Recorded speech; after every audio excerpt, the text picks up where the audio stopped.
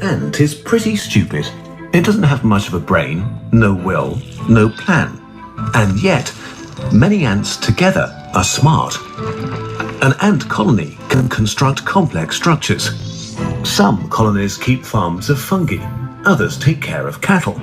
They can wage war or defend themselves. How is this possible? How can a bunch of stupid things do smart things together? This phenomenon is called emergence, and it's one of the most fascinating and mysterious features of our universe. In a nutshell, it describes small things forming bigger things that have different properties than the sum of their parts. Emergence is complexity arising from simplicity, and emergence is everywhere.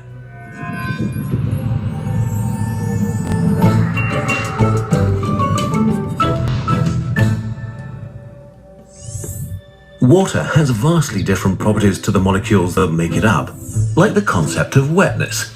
Take wet fabric. If you zoom in far enough, there is no wetness, there are just molecules sitting in the spaces between the atoms of the cloth. Wetness is an emerging property of water, something new, only created by a lot of individual interactions between water molecules. And this is sort of it. Many things interact under a certain set of rules, creating something above and beyond themselves. It turns out that more is different. This different property is itself a new thing, and that new thing can couple with other new things to repeat the process. You can imagine this as layers stacked upon each other, every layer made from more complex parts. Atoms form molecules, molecules form proteins, proteins make up cells. Cells make up organs. Organs form individuals. Individuals form societies. But how can something be more than the sum of its parts? How do ants form the sort of cloudy entity that is a colony? By following a rule set that produces order through chaos. For example, let's look at how an ant colony distributes jobs. Let's assume that a colony should have 25% workers, 25% caretakers, 25% soldiers, and 25% gatherers. Ants communicate their current job via chemicals. For example, a worker ant constantly secretes chemicals that say, "I'm a worker." When ants meet other ants, they smell each other to gather information, telling each other their job and what they're doing. Both keep track of who they met in the past. Now, imagine an anteater kills most of the gatherers. If this isn't fixed quickly, the colony will starve. Many worker ants need to switch jobs, but how do you tell this to thousands of them? Simple, you don't. Our worker ant will still meet and smell other ants, but it will encounter almost no gatherers at all. It counts too few gatherers until it reaches a critical point, and then it changes its job. The worker becomes a gatherer. Other ants will do the same until after a while there are enough gatherers again. The actions and interactions of an individual are random. You can't plan which ant will encounter which other ant. But the simple set of rules is so elegant that the colony's many operations emerge as a consequence. On an even more fundamental level, hundreds of millions of complicated molecules interact to maintain a robust and amazing structure. A being with vastly different properties than the sum of its dead parts emerges. The smallest unit of life, a cell. We still don't have a clear definition of what living things are, we just know they emerge from things that are not alive. Cells combine and cooperate, they specialize and respond to one another, and over time, we develop into complex organisms with remarkable capacities. Your arms and legs and heart are an incredibly complex and complicated system made of trillions of individual stupid things, and yet we breathe, digest, and watch YouTube videos. How do your cells know what to do? Think of the pacemaker cells in your heart. Billions of them need to send out an impulse just at the right moment to collectively create a heartbeat. Our cells exchange chemical information with their neighbor cells to see what they're up to and then decide what to do. If it's among a lot of cells that are working on the same task, it will start working on that task as well and sync up with them. There is no mastermind giving commands, just single units communicating with their neighbors and acting according to the feedback they get. What about our most important part? What is the thing that asks these kinds of questions? Is our consciousness then an emergent property of the cells in our brain? This question is too big and important. It deserves a video of its own. Some things that emerge are hard to define. You can't touch an ant colony, only its parts. It has neither brain, nor face, nor body. And yet the colony interacts with the world. Just like colonies emerge from ants, things emerge from humans, like nations. What actually is a nation? Is it its population? Is it its institutions? Its symbols like its flag, colors, or anthems? The physical thing it makes like cities? The territory it occupies? All of these things are fluid. Populations change and are replaced. Institutions come and go. Cities can be constructed and abandoned. Borders have changed all the time for most of history. And symbols get replaced by new symbols. A nation has no face, no brain, no body. Are nations not real then? Of course they are. Just like ant colonies, nations interact with the world. They can change landscapes, wage wars, grow or decline, and they can stop existing. But they only exist because of a lot of humans interacting with each other. But not just nations. All the complex structures that surround us emerge from us. Even if we don't intend to, we are constantly creating communities, companies, cities, societies. All of these things are entities that have fundamentally different properties and abilities than the pretty stupid apes they emerged from. We don't know why any of this happens, we just observe it, and it seems to be a fundamental property of our universe. It may be the most beautiful and wondrous property of our universe.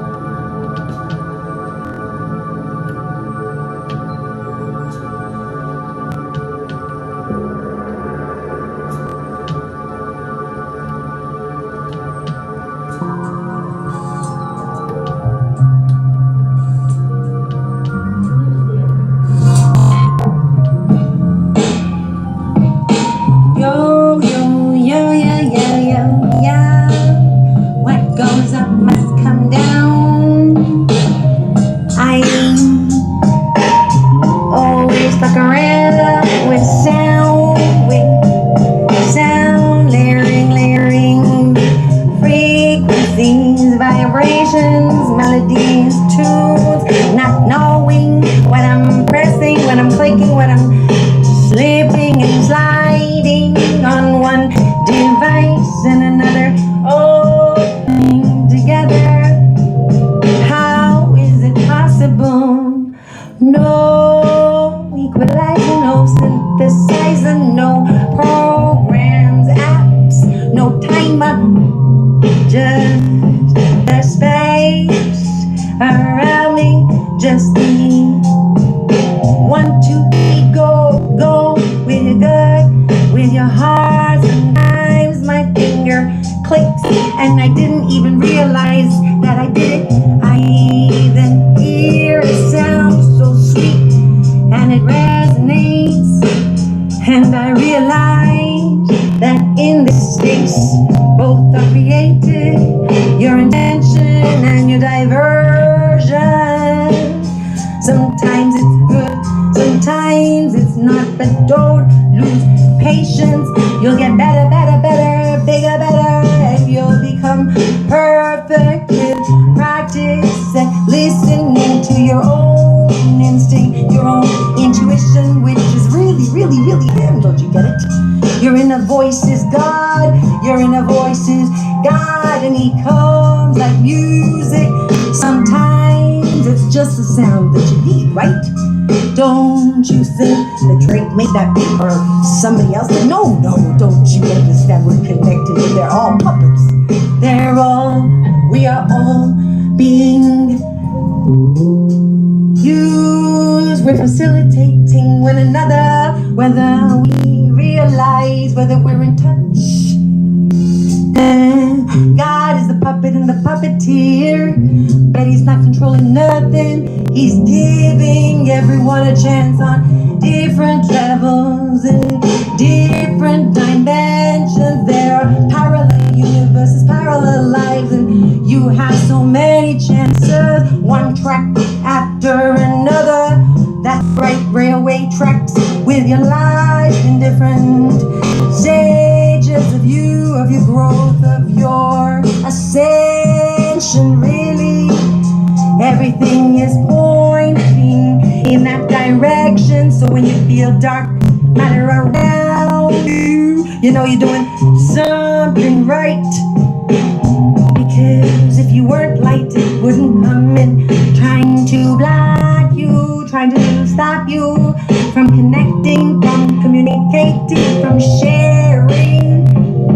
Especially music, which is healing, which is so powerful, like art. Don't ever doubt that the artist actually doesn't really know what they're painting. To them it could be one thing, but really there are thousands of other images inside that are going to speak and attract somebody's eyes who needed to see it, and then be like, yo, I didn't know I painted that. I respect the space around me. I want to give back.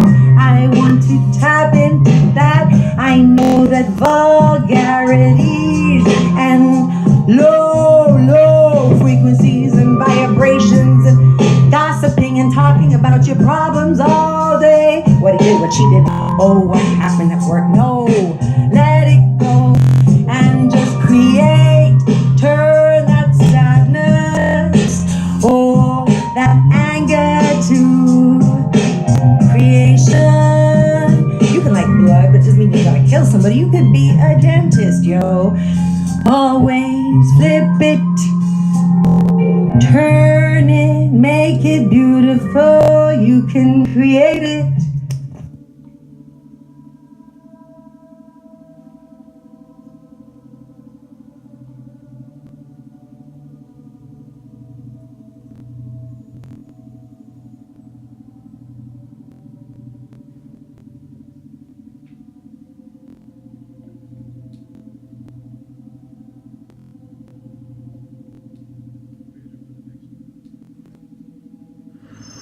A lot of things can be beautiful.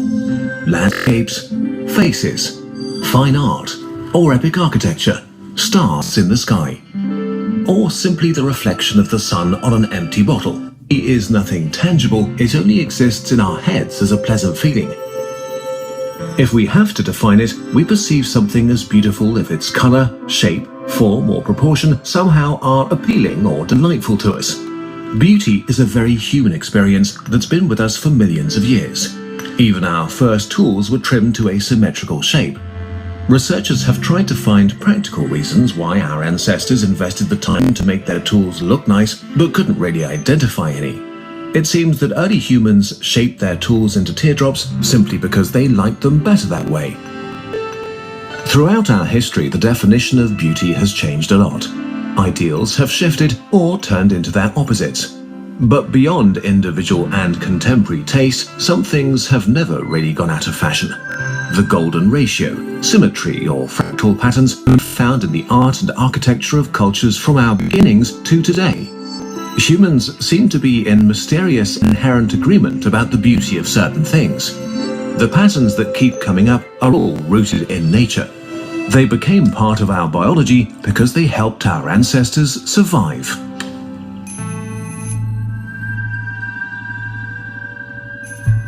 Fractal patterns, for example, occur all over nature, in snail shells, flower heads, waves, or clouds. Identifying and assessing these things and phenomena correctly used to be vital. Do those clouds mean rain will come soon? Are these waters safe to swim through? Can I eat this? Another pervasive thing is symmetry. In nature, it means everything is as it should be. Stems and trees and leaves and blossoms all grow symmetrically. A deer with impressive antlers is probably a source of nutritious meat. A deformed wheat ear may not be safe to eat. A symmetrical face is more likely to belong to a healthy and fertile mating partner. Because symmetry is so common in fauna and flora, it's extremely familiar to our brain. It helped our ancestors evaluate their environment more easily and react quickly to danger. Things that help us survive activate the reward center in our brain. Recognizing signals of safety and nutrition trigger nice feelings in us.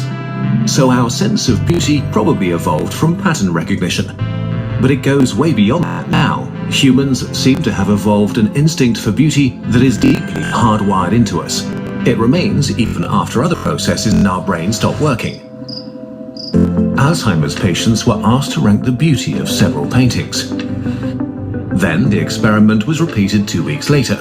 The patients had long since forgotten the paintings, but still ranked the beauty of the paintings in the same order.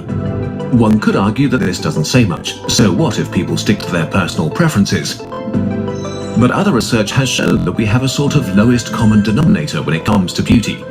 In different experiments, people were asked to distinguish real from fake abstract paintings. Some were originals by Mondrian and Pollock that were painted based on strict rules like fractal patterns, while the imitations were not.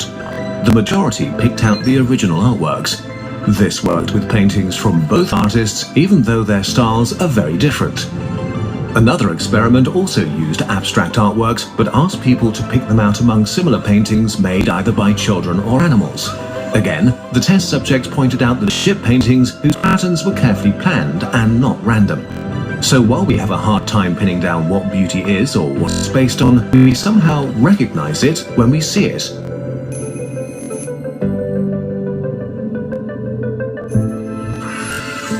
Humans don't navigate nature trying to survive day by day anymore. We left the natural world behind and created our own. We made the objects that surround us, the things we wear and use and look at. As we spread over the planet and our numbers grew, we shaped a completely man-made environment. In the process of doing so, we often neglected beauty in favor of functionality, cost, or efficiency. We built rows and rows of concrete housing blocks that nobody wants to live in. We have ugly underground subway stations, shabby public service buildings, and sprawling malls. One bland, standardized box beside the next. Humans don't like monotony. Eye tracking software has shown that people keep focusing on details and ornaments of architecture while brushing quickly over blank walls. And not only are they no fun to look at, they actually make us miserable. Experiments with skin sensors showed that looking at vast, dull facades makes us feel bored and uncomfortable. This kind of boredom has been linked to raised heart rates and stress levels. And the opposite seems to be true too. Over the last decades, more and more studies have found that surroundings that are actually aesthetically pleasing to us can improve our well-being, our behavior, cognitive function, and mood. Our bodies and brains react measurably and visibly to everything that surrounds us. Beauty, in particular, has such a strong impact on our well-being that making useful things beautiful can actually make them better. In 2017, a hospital examined recovery factors through observation and interviews with patients and found that visual art in their lounge areas made them more comfortable and happier about their stay in general. Another study looked at how well patients recovered in a hospital that had two wards, a very old and rather ugly one and a newly renovated ward. To the researchers' surprise, the patients that stayed in the new renovated environment needed less pain medication and were released on average 2 days earlier than patients recovering in the old ward. More beautiful surroundings made them feel better physically. Beauty also has an effect on us on a daily basis. It can improve our general happiness. A study that looked at the main factors influencing the happiness of adults revealed an unexpected result. Besides things like good health and a harmonious family life, individual happiness is affected by how beautiful you find the city you live in. Beauty scored even higher than cleanliness or safety. So, what can we learn from all of this? We know that we humans have been fine-tuned for millions of years to process visual input and assess our surroundings. It's just what we're programmed to do, and we're starting to learn more about how much beauty as a property is really influencing us.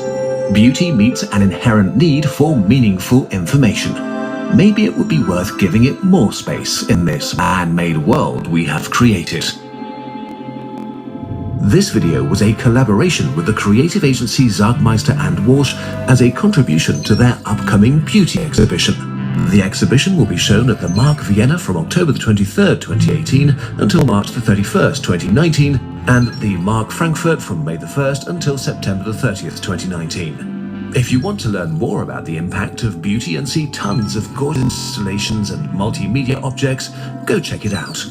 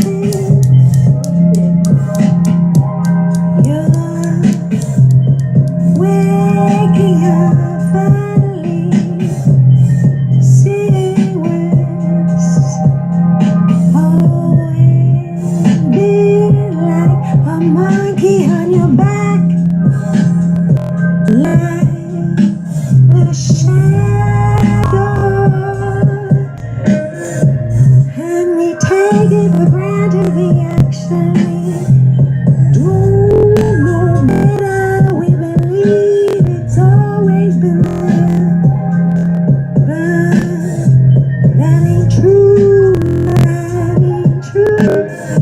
Babies don't have shadows unless something haunting, something's in the space growing around it.